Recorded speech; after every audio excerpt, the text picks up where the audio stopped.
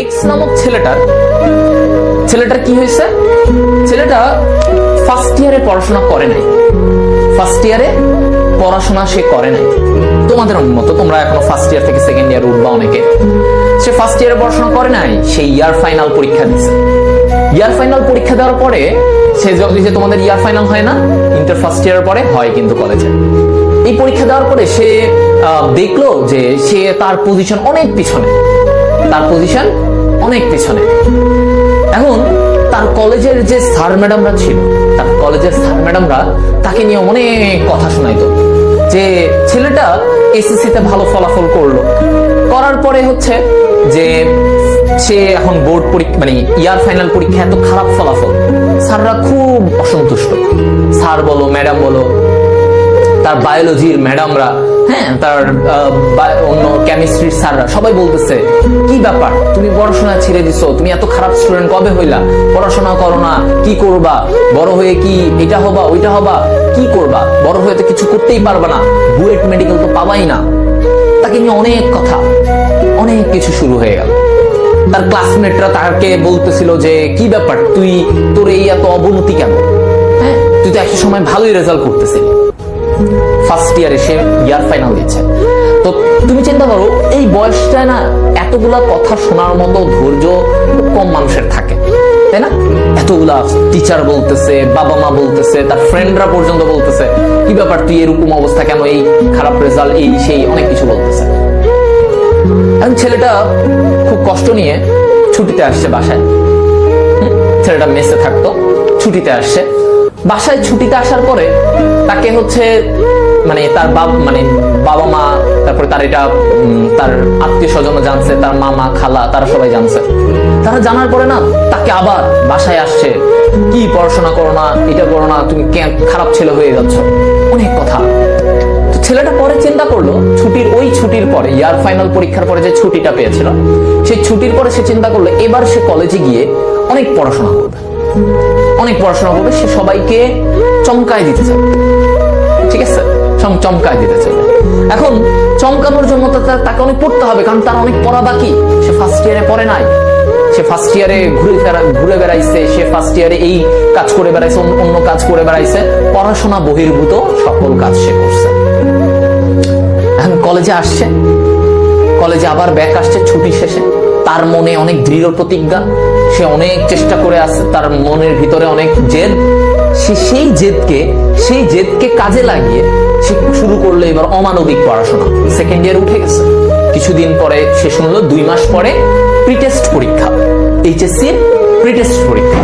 সে 2 মাসের জন্য ওই 2 থেকে 3 মাস প্রচুর পড়াশোনা শুরু করছে। এখন এই 2-3 মাস যখন সে অনেক পড়াশোনা শুরু করলো, তার ফ্রেন্ডরা তার সবাই বলতেছে কি ব্যাপার এত পড়াশোনা শুরু করছিস, হঠাৎ করে এত চেঞ্জ। তো সে কারো কথায় আর শুনতেছে না, তার টিচাররা বলতেছে, তার সবাই বলতেছে যে এত পরিবর্তন, হঠাৎ করে সে এত পড়াশোনা। দেখা গেল সে দিনে এরকম অবস্থা হয়েছিল সে 12 ঘন্টা 13 ঘন্টা পড়েছিল। কেন? কারণ তার ওই যে ইয়ার ফাইনাল পরীক্ষায় তার প্যারেন্টস, তার টিচার, তার ক্লাসমেট সবাই তাকে নিয়ে অনেক কথা শোনাইছে। সে আবার পড়াশোনা শুরু করছে। সে প্রিটেস্ট পরীক্ষায়, যে কিনা ইয়ার ফাইনাল পরীক্ষায় 30তম পজিশনের দিকে, চিন্তা করো 50 জন স্টুডেন্ট ছিল তার ক্লাসে, সেইখানে সে 30তম স্টুডেন্টের দিকে ছিল, হ্যাঁ ইয়ার ফাইনাল পরীক্ষায়। সেখান থেকে সে 2 মাস অক্লান্ত পরিশ্রম করে প্রিটেস্ট পরীক্ষায় তার পজিশন আসে হচ্ছে 5th। সে প্রিটেস্ট পরীক্ষায় 5th হয়। প্রিটেস্ট পরীক্ষায় সেই যখন 5th হলো, সব টিচার এবং ক্লাসমেটদের আবার তার প্রতি নজর চলে আসলো। কি ব্যাপার, সে আবার তার আগের তার পড়াশোনার সাইকেল চেঞ্জ হয়ে গেছে। এখন সে বই ছাড়া কিছু বোঝে না, এতদিন যা করার করছে সে এখন বই ছাড়া কিছু বোঝে না। প্রিটেস্ট পরীক্ষা শেষ, প্রিটেস্ট পরীক্ষার 3 মাস পরে আবার টেস্ট পরীক্ষার রুটিন, টেস্ট পরীক্ষা। এই সময়ে তার পড়াশোনার লেভেল আরো বেড়ে গেছে। সে এখন নিজেকে অ্যাডমিশন লেভেলের জন্য প্রস্তুত করা শুরু করছে। তার এইচএসসির পড়াশোনা শেষ, সে এইচএসসির পড়াশোনা শেষ করে এমন পড়াশোনা শুরু করছিল, পরে সে টেস্ট পরীক্ষায় ফার্স্ট। এটা ছিল রেজাল্ট, টেস্ট পরীক্ষায় ফার্স্ট হয়েছে। এই 50 জনের মধ্যে আবার সে ব্যাক করছে, তার নিজের ফার্স্ট হয়েছে। এবং টেস্ট পরীক্ষার পরে তখন অনেক সময় থাকতো এইচএসসি টেস্ট পরীক্ষার পরে, এবং ওই সময়টার মাঝখানে টেস্ট পরীক্ষায় সে ফার্স্ট হওয়ার পরে তার তো জিল অনেক বেশি, সে তো রেডি যে তার তো প্রিপারেশন খুব ভালো, এবং ওই প্রিপারেশনটাকে আরো বাড়ানোর জন্য সে গ্র্যাজুয়ালি অ্যাডমিশনের প্রস্তুতি নেওয়া শুরু করে। তার ইচ্ছা ছিল মেডিকেল, সে মেডিকেলের ইচ্ছা নেওয়া, সেই স্বপ্ন পূরণের জন্য সে প্রিপারেশন নেওয়া শুরু করে, এবং ওই প্রিপারেশন নিতে নিতে সে বিভিন্ন বই, অ্যাডমিশন লেভেলের পড়াশোনা সব কিছু পড়া শুরু করে দেয়।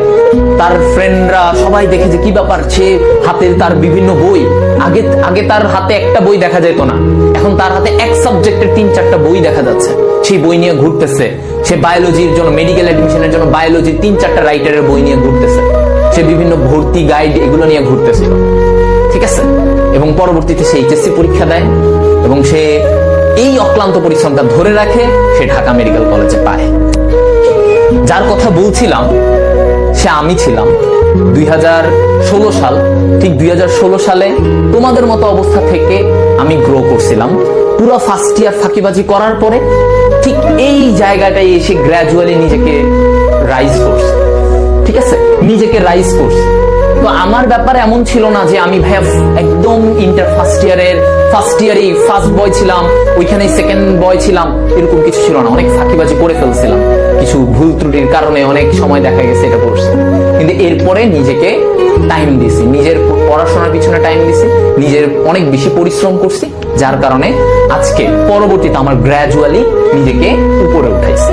সো তুমি যদি আজকে যারা এখানে আসো 23 ব্যাচে, তোমাদের সময়টা হচ্ছে ওই যে ঠিক যেই সময়টা আমি পড়াশোনাটার একটা টার্ন করছিলাম, আমার পড়াশোনার চাকাটার গতিটা যেখানে উল্টা দিকে যাচ্ছিল ওটাকে আমি সোজা দিকে আনতেছিলাম, ঠিক সেই সময়টাই তোমরা প্রত্যেকে এখানে আসো।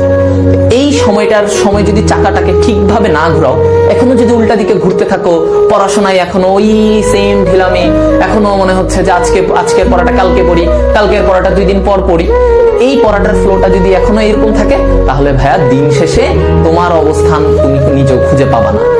আমার সাথে আমি কামব্যাক করেছিলাম, সেদিনের পর থেকে কামব্যাক করেছিলাম, কিন্তু এমনও আমি কয়েকজনকে দেখেছিলাম, আমার সাথে অনেক 1-2 জন ছিল যারা ওই সময়টায় কামব্যাক করে নাই। তারা ভাবছে আর 4 মাস পরে করবো, আরে অ্যাডমিশন তো আছে। এই যে পরে কামব্যাক করাটা, আর এই কামব্যাক হয়ে ওঠে না, আর তোমারও ওই সেম লেভেলেই তুমি থাকবা। তো এই কারণে তোমাদেরকে বলছি যে এখনো সময় আছে, এই সময়টা থেকে কাজে লাগাও।